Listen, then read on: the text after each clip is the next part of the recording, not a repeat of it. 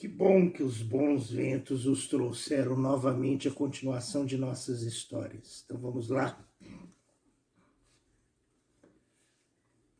26ª noite. Senhor, enquanto estavam ocupados a fazer tornar a si o príncipe, a outra gente de casa pediu a Ourives que os informasse do que acontecera a seu amo.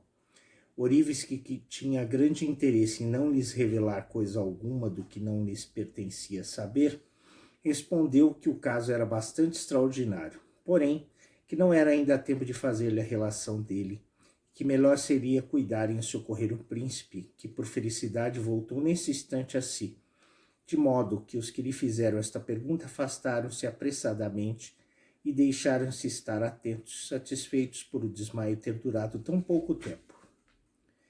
Ainda que o príncipe da Pérsia tivesse recuperado sentidos, ficou todavia numa tão grande prostração que não podia abrir a boca para falar, respondendo apenas por acenos às perguntas dos parentes.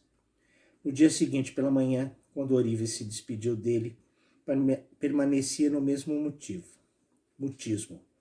Moveu somente as pestanas e apertou-lhe a mão. E como o visse carregado com a trouxa da baixela de prata que os ladrões lhes tinham restituído, fez sinal a um dos criados para que a levassem à casa. A família de Ourives esperava-o com grande impaciência no dia em que saíra com o homem que viera perguntar por ele e que não conheciam, e capacitaram que lhe teria acontecido alguma desgraça pior que a primeira, passado que foi o tempo em que devia estar de volta. Sua mulher, seus filhos e criados estavam muito assustados e choravam ainda quando ele chegou. Alegraram-se quando o viram, todavia ficaram pasmados da grande mudança que nele se dera em tão pouco tempo. A excessiva fadiga do dia precedente e a noite que passara em grandes sustos e sem dormir eram a causa dessa transformação que o mal deixava reconhecer. Como se sentisse muito abatido, ficou 2 dias em casa para restabelecer-se, e só recebeu alguns dos seus amigos mais íntimos para os quais tinha recomendado que deixassem a entrada livre.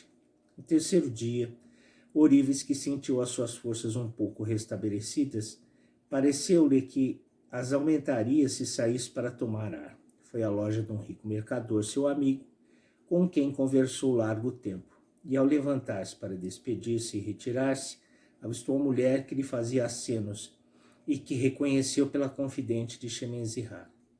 Entre o susto e a alegria que sentiu, retirou-se a toda pressa, sem olhar para ela que o seguiu, como tinha imaginado que faria, porque o lugar onde estava não era próprio para conversarem.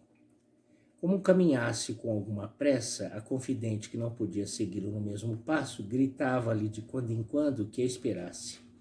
Ele ouviu-a, mas não queria, visto que lhe acontecera falar-lhe em público, receando dar ocasião a que se suspeitasse que tinha ou que tivesse tido trato com Shemenzihar, pois sabia-se em Bagdá que ela pertencia a esta valida e que fazia todos os seus recados.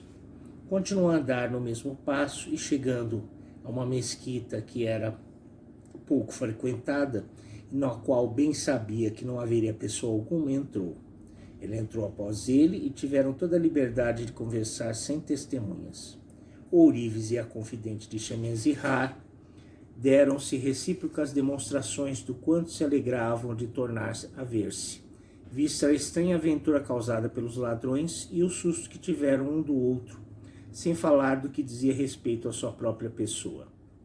Ourives queria que a confidente principiasse por contar-lhe como tinha escapado com ambas as escravas e que lhe desse depois novas de Shemenzihar, desde que se separaram.